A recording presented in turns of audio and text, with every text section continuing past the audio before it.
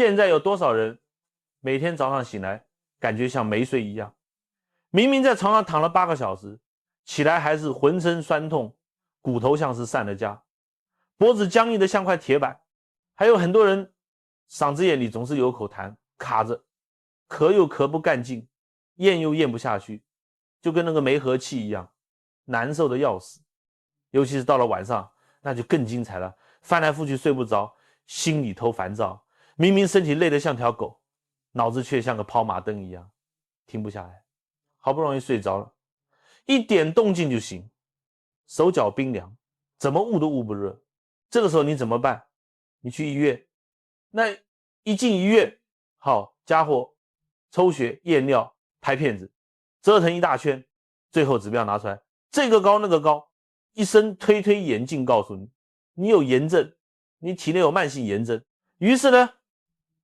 于是你开始吃药，消炎药、抗生素、止痛片，大把地吞，甚至有人还去挂点滴，觉得那个液体输进去好得快。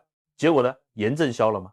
可能暂时指标是下去了，你觉得舒服了2天，可是没过多久它又上来了，而且来势更凶猛。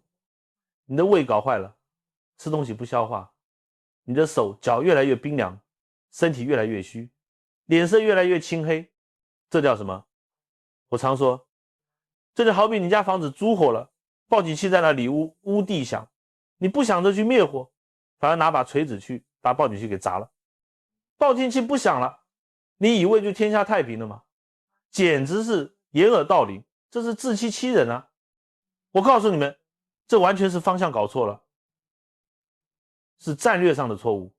现在的医学看到炎字2个火字叠在一起，就理所当然的想到是热，就想到要消炎，要清热，要杀菌。这在我们经方家的眼里简直是大错特错，是极其幼稚的看法。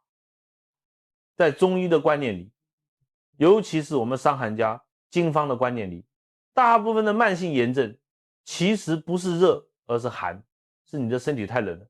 诸位，我们要用常识去思考中医，不要被那些西医的名词给吓住了。你想象一下，冬天的河流，如果天气太冷，水是不是会结冰？水结冰了，流速是不是就慢了？流速一慢，河里的垃圾、泥沙、枯枝败叶是不是就沉淀下来了？这些沉淀下的垃圾堵塞了河道，这就是你们身体里的淤血。